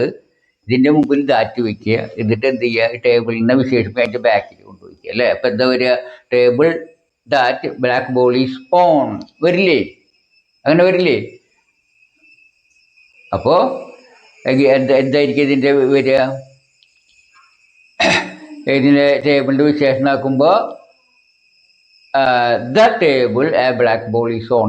അതാ വരുന്നത് ഒരു നിശ്ചിത കാരണം ഞാൻ മുൻപിൽ പറഞ്ഞില്ല. അതേ കാരണം തന്നെ. The table that A black ball is on എന്നുള്ളതാണ് ഇതിൻ്റെ ഇത്. അപ്പോൾ അതാണ് ഇവിടെ. അപ്പോൾ അതാണ് ഇവിടെ the table that A black ball is on. പുറത്ത് ഒരു ബ്ലാക്ക് കറുത്ത പന്ത് മേശപ്പുറത്തുള്ള ഒരു കറുത്ത പന്ത് മേലെയുള്ളതാകുന്ന ടേബിൾ. എന്താണ് വെളുത്തത്? Table is white. കണ്ട, ഈ ടേബിളിൻ്റെ വിശേഷണമാണ്. മനസ്സിലായില്ലേ? അപ്പോൾ അത് എവിടം വരെ വിശേഷണം വരിക? ഇത്രയും ഭാഗമാണ്, ഇത്രയും ഭാഗം അല്ലേ? ടേബിൾ കഴിഞ്ഞിട്ട് ഇതും ഇത്രയും ഭാഗത്തിൻ്റെ മുമ്പിലാണ് എന്ത് വരിക? ദാറ്റ് വരിക അല്ലേ? ഇതിൻ്റെ മുമ്പിൽ ദാറ്റ് വരുമ്പോൾ എന്താ? ഇത് കംപ്ലീറ്റ് ദാറ്റ് അടക്കമുള്ളത് വിശേഷണമായി ടേബിളിൻ്റെ ബാക്കിൽ വരും. അതല്ലേ ഇവിടെ വന്നിട്ടുള്ളത്? Table that A black ball is on. അവിടെ വരെ വന്നതിൻ്റെ കാര്യം മനസ്സിലായില്ല ഇപ്പോൾ? അത് അപ്പോൾ അവിടം വരെ എന്താണ്? ടേബിളും അതിൻ്റെ ഇവിടെ വരെ അതിൻ്റെ വിശേഷണവും അല്ലേ? ഒരു ടേബിൾ എന്ന നൗണും അതിൻ്റെ വിശേഷണം ഒരുമിച്ചല്ലേ നിൽക്കുക. ആ ഒരുമിച്ച് നിൽക്കുമ്പോൾ അത് ഒറ്റ വിശേഷണം, ഒറ്റ നൗൺ പോലെ ഉപയോഗിക്കുക. അപ്പോൾ ഇവിടെ തൊട്ട് ഇവിടെ ഒരൊറ്റ നൗൺ പോലെ ഉപയോഗിക്കുക അല്ലേ? എന്താണ്? ഒരു കറുത്ത പന്ത് മേലെ ഉള്ളതായ ആ ടേബിൾ. പിന്നെ എങ്ങനെയുള്ള ഈസ് ആകുന്നു? എങ്ങനെയുള്ള വൈറ്റ്. ക്ലിയർ ആയില്ലോ? ഇങ്ങനെയാണ് ഇത്. മനസ്സിലായല്ലോ? ഇനി നമുക്ക് ദാറ്റിന് പകരം വിച്ച്, ഹൂ, ഹും ഒക്കെ എഴുതുന്നത് പഠിക്കാം. ഓക്കെ, ഇവിടെ നമുക്ക് ഇതിൻ്റെ സ്ഥാനത്ത് നമുക്ക് വേണമെങ്കിൽ ഇത് മാറ്റിയിട്ട് ദാറ്റ് വിച്ച് വയ്ക്കാം. ഇതിൻ്റെ ഇതേ അർത്ഥം തന്നെ വരും. ഇതേ അർത്ഥത്തിലും ആണ് നമ്മൾ മലയാളത്തിൽ എടുക്കുക. The table which A black ball is one is white എന്നും പറയാം. മനസ്സിലായി? അപ്പോൾ ദാറ്റ് വെച്ചോട്ട് ഈ കേസിൽ ഇവിടെ എന്ത് വയ്ക്കാം?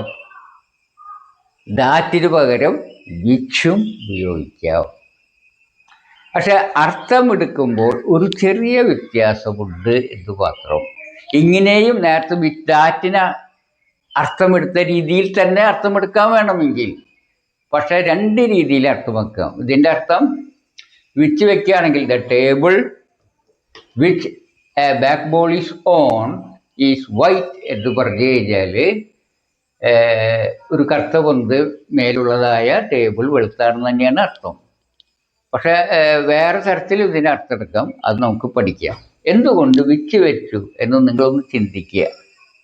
വേറെ വാക്കുകൾ ഇതിലൂടെ വെച്ചു കൂടാമായിരുന്നു. ഇവിടെ ഈ വിച്ചിനെ ചോദ്യമുണ്ടാക്കാനല്ല ഉപയോഗിച്ചിട്ടുള്ളത്. പകരം ഈ ആയ എന്നർത്ഥം കിട്ടുന്ന വിധത്തിലാണ് ഉപയോഗിച്ചിട്ടുള്ളത്. അതായത് ഒരു വിശേഷണ വാചകം ഉണ്ടാക്കാൻ തരത്തിലാണ് ഉപയോഗിച്ചത്. ചില വാചകങ്ങളിൽ ദാറ്റിന് പകരം വിച്ചും കാണും. ഓക്കെ, നമുക്ക് അത് വിശദമായിട്ട് പറഞ്ഞു എങ്ങനെയാണ് അർത്ഥം എടുക്കുക എന്നുള്ളത് നമുക്ക് നോക്കാം. അതിനു മുമ്പ് നമ്മൾ മുമ്പ് പഠിച്ച കുറച്ച് വാചകങ്ങളും നമുക്ക് എഴുതിയിടാം. അപ്പോൾ അതിൽ വരുന്ന ഈ ദാറ്റിന് പകരം വേറെ ചില വാക്കുകൾ അതിന് വെച്ചിട്ടുണ്ടാവുക. അതെന്തുകൊണ്ട് എന്ന് നിങ്ങളും സ്വയം കണ്ടുപിടിക്കാൻ നോക്കുക. അപ്പോൾ നമ്മൾ ഒരു കാര്യം കണ്ടു. എന്താണത്? ഈ ദാറ്റിന് പകരമായി വിച്ച്, ഹൂ, ഹും വയ്ക്കാം. എന്തുകൊണ്ടാണ് അത് വയ്ക്കാൻ കഴിയുന്നത്? വിച്ചിൻ്റെ അർത്ഥം ഏത് എന്നല്ലേ, ഹൂ എൻ്റെ ആര് എന്നല്ലേ. ഉമ്മിൻ്റെ അകത്ത് ആരെ എന്നൊക്കെയല്ലേ, വേറിൻ്റെ അകത്ത് എവിടെ എന്നൊക്കെയല്ലേ, പിന്നെ എങ്ങനെയാണ് ഇതൊക്കെ വെക്കാൻ പറ്റുന്നത്? ഇവിടെ ദാറ്റ് എന്നത് ആയ എന്ന അർത്ഥത്തിലല്ലേ വെക്കുക? അത് സംശയമുണ്ട് അല്ലേ? അത് സംശയം തീരണമെങ്കിൽ നമുക്ക് ഒരു ലൈവ് ഡെമോൺസ്ട്രേഷൻ നിങ്ങൾക്ക് തരാൻ ഞാൻ, എന്തായാലും അതങ്ങോട്ട് വ്യക്തമാവുള്ളൂ. കാരണം മലയാളത്തിലെ അപൂർവമായി പ്രയോഗിക്കുന്ന ഒരു പ്രയോഗമാണ് ഇതിൻ്റെ ആധാരം. ഒരു കാര്യം നമ്മൾ പറയുമ്പോൾ നമ്മൾ മലയാളികൾ പറഞ്ഞു വരുന്ന ഒരു രീതിയുണ്ട്, ശീലമുണ്ട്. അതിൽ നിന്ന് ഏറെ വ്യത്യസ്തമായ ഒരു രീതിയിലാണ് അവർ വാചകം പറയുക. അത് ഇംഗ്ലീഷിൽ മാത്രമല്ല, ഹിന്ദിയിലും അതുപോലെ ഈ സംസ്കൃതത്തിലൊക്കെ ഉണ്ട് അങ്ങനെ. പക്ഷെ മലയാളത്തിൽ വേറെ വ്യത്യസ്തമാണ്. അത് ദ്രാവിഡ ഭാഷയായ കാരണം. അതുകൊണ്ട് നമ്മളെ സംബന്ധിച്ച് അത് അല്പം പ്രയാസമുണ്ട്. അതുകൊണ്ടാണ് ഞാൻ ഒരു ലൈവ് ഡെമോൺസ്ട്രേഷൻ തന്നെ തരാമെന്ന് വിചാരിക്കുന്നത്. അപ്പോൾ ആ ഡെമോൺസ്ട്രേഷനിലേക്ക് കിടക്കാം. ഓക്കെ,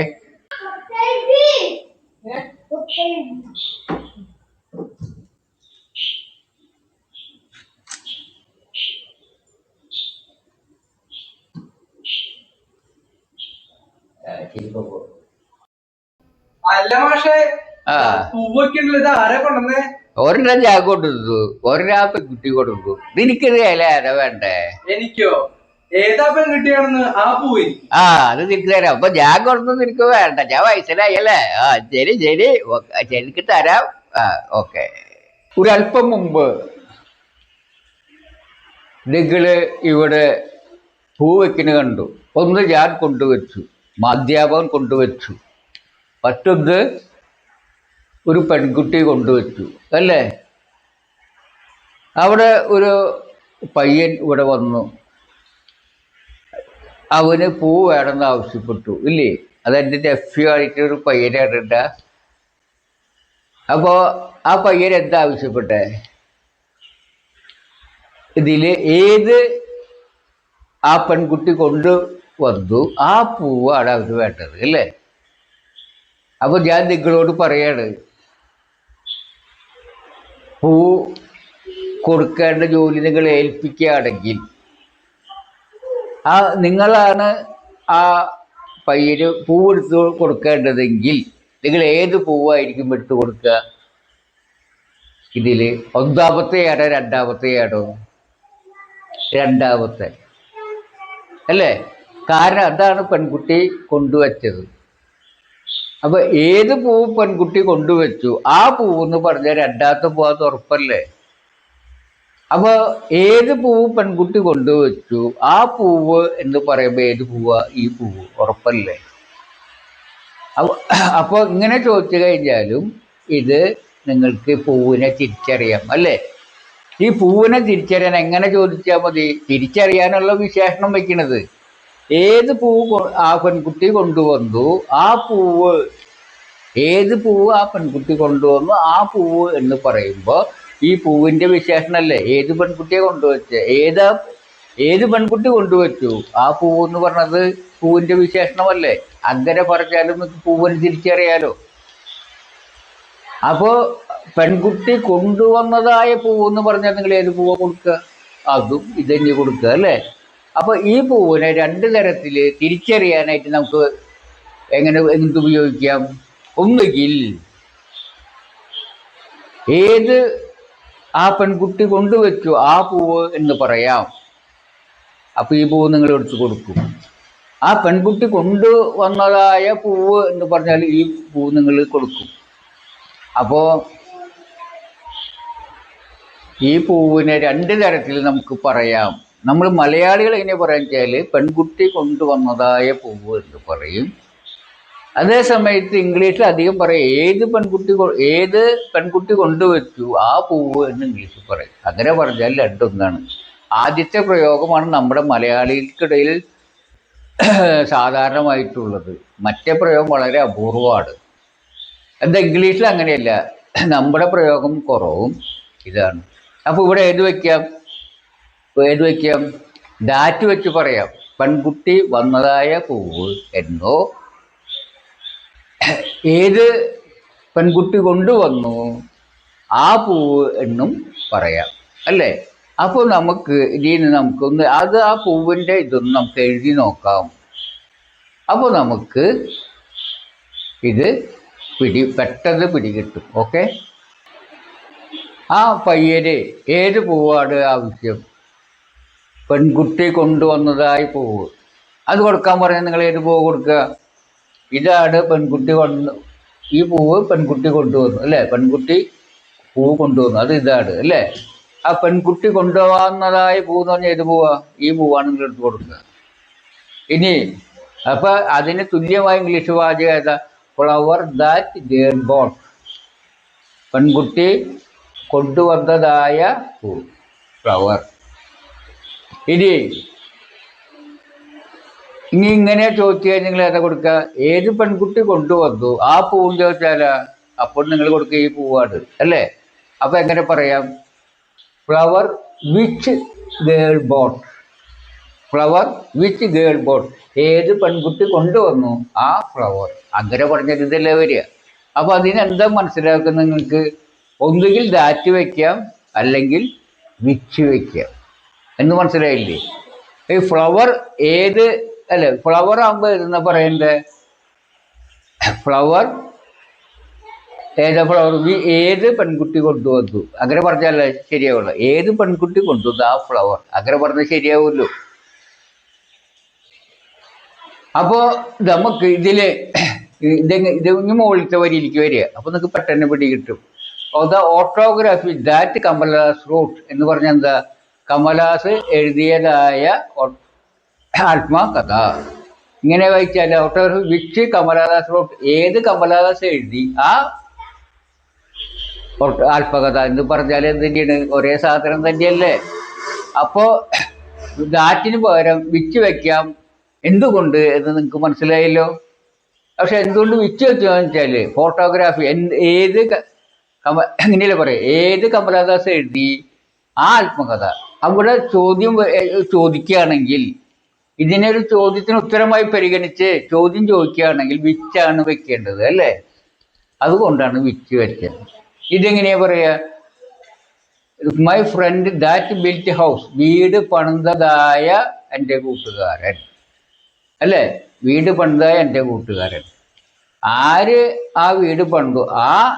അല്ലേ, ആരാണ് വീട് പണിത? ആര് വീട് പണിതു?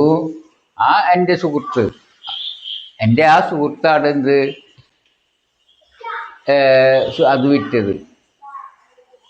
അപ്പൊ അവിടെ കണ്ട ആര് ഇവിടെ ഫ്രണ്ടിന് ഉത്തരം കിട്ടണമെങ്കിൽ ഏത് ചോദ്യം ചോദിക്കണ്ടേ? വിച്ച് എന്ന് ചോദിച്ചാൽ കിട്ടില്ലല്ലോ. വിച്ച് ബിൽറ്റ് ഹൗസ് എന്ന് കിട്ടില്ല. ഹൂ ബിൽറ്റ് ഹൗസ് എന്ന് ചോദിച്ചാലേ കിട്ടുള്ളൂ. My front.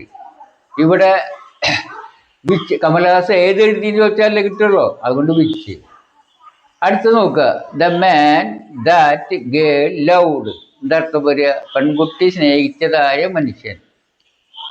ഇതിനെങ്ങനെ പറയാ? ആരെ ആ പെൺകുട്ടി സ്നേഹിച്ചു ആ മനുഷ്യൻ എന്ന് പറഞ്ഞാൽ തന്നെയാണ് ഇയാൾ തന്നെയല്ലേ. അതായത് ഈ മേന എങ്ങനെ പറയാ? ഈ മേന ഉത്തരം വരണമെങ്കിൽ എങ്ങനെ ചോദിക്കണം? ആരെ പെൺകുട്ടി പ്രേമിച്ചു ആ മനുഷ്യനെ. അപ്പൊ ഇതിനെന്താ മനസ്സിലാക്കണത്? വിശേഷിക്കപ്പെടുന്ന നൗണിന് ഏത് ചോദ്യവാക്ക് ഉപയോഗിച്ച് ചോദിച്ചാലാണ് ഉത്തരമായി കിട്ടുക എങ്കിൽ അതാണ് സെലക്ട് ചെയ്തിട്ട് വെക്കേണ്ടത്. മനസ്സിലായ? ദാറ്റിന് പകരം വിച്ച് അല്ലെങ്കിൽ ഹൂ, ഹും എന്നൊക്കെ വെക്കുകയാണെങ്കിൽ അത് എങ്ങനെയാണ് സെലക്ട് ചെയ്യുക? ആ നൗൺ ഏതിനെയാണ് വാചകം കൊണ്ട് വിശേഷിക്കപ്പെടുന്നത് ആ നൗൺ ഏത് ചോദ്യം ചോദിച്ചാലാണ് ഉത്തരം കിട്ടുക. അപ്പോ ആ ചോദ്യവാക്കായിരിക്കണം ദാറ്റിന് പകരം വെക്കേണ്ടത്. ഇവിടെ വിച്ച് ഡിഡ് കമലാസ് റോട്ട് എന്ന് പറഞ്ഞു കഴിഞ്ഞാല് ഉത്തരം ഒരു ഓട്ടോബയോഗ്രഫിന് വരും. ആ വിച്ച് വെച്ച്. ഇവിടെ ചോദിച്ചാല എൻ്റെ കൂട്ടുകാരൻ. ആര് വീട് പണിതു ചോദിച്ചാലല്ലേ എൻ്റെ കൂട്ടുകാരൻ ഉത്തരം വരിക. അപ്പോ ഹൂ. ആ പെൺകുട്ടിയെ സ്നേഹിച്ചു. ആരെ പെൺകുട്ടി ചോദിച്ചു? ആ മനുഷ്യൻ അവളെ ചതിച്ചു. അപ്പോ കണ്ട ഇവിടെ നോക്കുക. ആ നൗൺ ഏത് ചോദ്യത്തിന് ഉത്തരമായിട്ടാണ് വരിക? ഹൂ വെച്ചുള്ള ചോദ്യത്തിനാണോ ഉത്തരമായി വരിക, ഹും വെച്ചുള്ള ചോദ്യത്തിനാണ് ഉത്തരം വരിക, ദാറ്റ് വെച്ചുള്ള ചോദ്യത്തിനായ ഉത്തരമായിട്ടാണോ വരിക എന്ന് നോക്കിയിട്ടായിരിക്കും നമ്മളിത് വെക്കേണ്ടത്. മനസ്സിലായ? ഓക്കെ. വിദ്യാർത്ഥികൾക്ക് ഒന്ന് രണ്ട് മലയാള വാചകങ്ങൾ തരാം. അത് എങ്ങനെ നിങ്ങൾ ഇംഗ്ലീഷിൽ ട്രാൻസ്ലേറ്റ് ചെയ്യുമ്പോൾ എങ്ങനെ ട്രാൻസ്ലേറ്റ് ചെയ്യുന്ന നിങ്ങൾ നോക്കുക. ഏത് ചോദ്യവാക്ക് ഉപയോഗിച്ചിട്ട് ട്രാൻസ്ലേറ്റ് കണ്ടുപിടിക്കാൻ പറ്റുമെന്ന് നോക്കുക. ആ കണ്ടുപിടിക്കാൻ പറ്റിയാൽ നിങ്ങൾക്ക് മനസ്സിലായി എന്നർത്ഥം. ഓക്കെ, ഞാൻ നോക്കാം. ഇപ്പം മുകളിലത്തെ വാചകം കുറച്ച് വാചകങ്ങൾ കാണാണ്ട് ഇല്ലേ? നമുക്ക് ആദ്യ വാചകം നോക്കാം. കഴിഞ്ഞ വർഷം ഞങ്ങൾ സന്ദർശിച്ച സ്ഥലം കാശ്മീരാണ്, അല്ലേ? അപ്പോൾ ഒരു സ്ഥലം ഞങ്ങൾ സന്ദർശിച്ചു. ആ സ്ഥലത്തിന്റെ പ്രത്യേകത എന്താ? ഞങ്ങൾ സന്ദർശിച്ചതായ സ്ഥലം. ആ സ്ഥലം ഏതാണെന്ന് വിശദീകരിക്കും. കാശ്മീരാണ് എന്താണ് വിശദീകരിക്കുന്നത്. നിങ്ങൾക്ക് കാര്യം മനസ്സിലായി ഇല്ലേ? ഞങ്ങളൊരു ഒരു സ്ഥലം കഴിഞ്ഞ ദിവസം സന്ദർശിച്ചു, അത് കാശ്മീരാണ്. നിങ്ങൾക്ക് മനസ്സിലായി. അപ്പോൾ ഈ സ്ഥലത്തിന്റെ പ്രത്യേകത ഞങ്ങൾ കഴിഞ്ഞ വർഷം സന്ദർശിച്ചു എന്നുള്ളതാണ്. അപ്പോൾ അതാണ് അതിൻ്റെ വിശേഷണമായിട്ട് കൊടുത്തിട്ടുള്ളത്. അതൊരു വാചകമാണെന്ന് നമുക്ക് ഇപ്പോൾ കുറെ കാണിക്കുന്ന കാര്യങ്ങളിൽ നിന്ന് മനസ്സിലായിട്ടുണ്ട്. ഇതെങ്ങനെ നമുക്ക് മാറ്റി പറയാം അതൊന്ന് മനസ്സിലാക്കണം.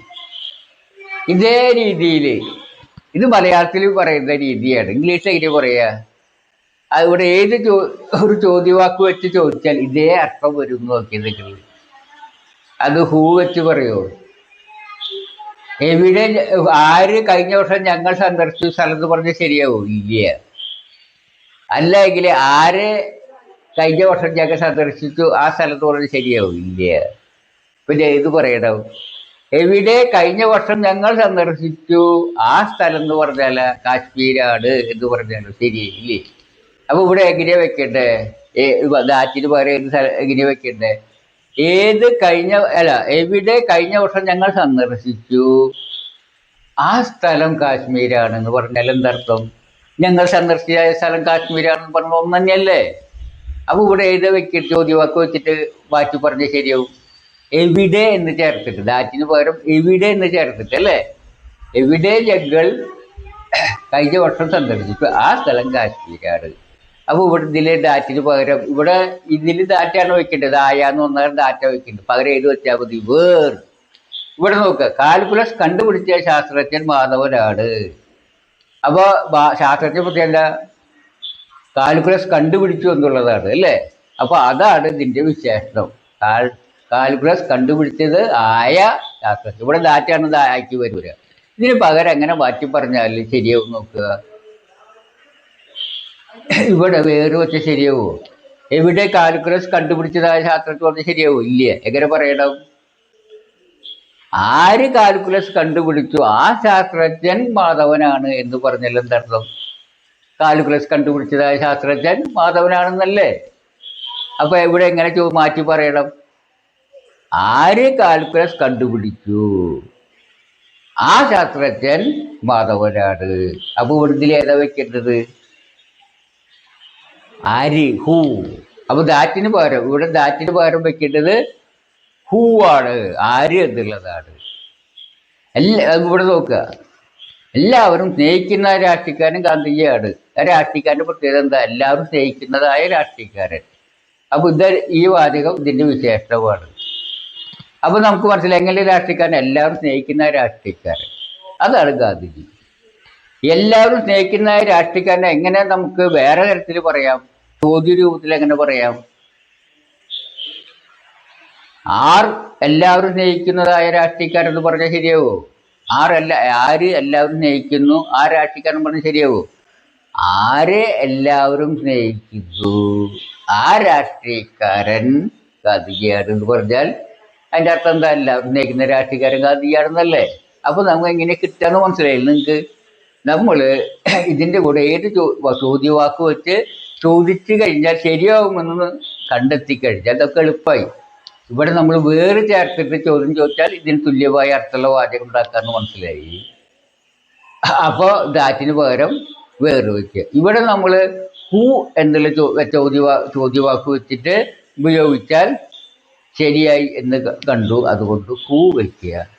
ദാറ്റിന് പകരം ഇത് ട്രാൻസ്ലേറ്റ് ചെയ്യുന്ന സമയത്ത് ദാറ്റിന് പകരം പൂ വയ്ക്കുക. ഇവിടെയോ നമ്മൾ എന്താണ് കണ്ടത്? ആരെ? അപ്പോൾ ഹും എന്നുള്ള ചോദ്യവാക്ക് ഉപയോഗിച്ച് ചോദിച്ചാലാണ് ഇവിടെ ഉത്തരം ശരിയാവുന്നത്. അതുകൊണ്ട് നമ്മൾ എന്ത് വയ്ക്കുന്നു? ഹും വയ്ക്കുന്നു. അത് ദാറ്റിന് പകരം ഇത് ട്രാൻസ്ലേറ്റ് ദാറ്റിന് പകരം ഏത് വയ്ക്കുക? ഹൂ വയ്ക്കുക എന്ന് നമുക്ക് മനസ്സിലായി. എന്തായാലും ഒരുപാട് എടുത്തു, നീളം ഒരുപാട് കൂടിപ്പോയി. വേണമെങ്കിൽ അടുത്ത ക്ലാസ്സിൽ കുറച്ചും കൂടി ഉദാഹരണം തരാം. അതുപോലത്തെ അടുത്ത ക്ലാസ്സിൽ നമുക്ക് മറ്റൊരു തരം ക്ലോസ്, നൗൺ ക്ലോസ് എന്ന വാക്യം എങ്ങനെ എഴുതണമെന്ന് പഠിക്കാം. അപ്പോൾ നമ്മൾ അഡ്വർബൽ ക്ലോസ് പഠിച്ചു, അഡ്ജക്റ്റീവ് ക്ലോസ് പഠിച്ചു, അതുപോലെ നൗൺ ക്ലോസും ഉണ്ട്. എന്താണ് നൗൺ ക്ലോസ് നിങ്ങൾക്ക് പറയാതെ തന്നെ ഇപ്പോൾ മനസ്സിലായില്ലേ? എന്തായാലും അതിനെക്കുറിച്ചും നമുക്ക് അടുത്ത ക്ലാസ്സിൽ പഠിക്കാം. അപ്പോൾ നമുക്ക് അടുത്ത ക്ലാസ്സിൽ കാണാം. അതുവരേക്കും ഇവിടെ നന്ദി, നമസ്കാരം, ബായ്.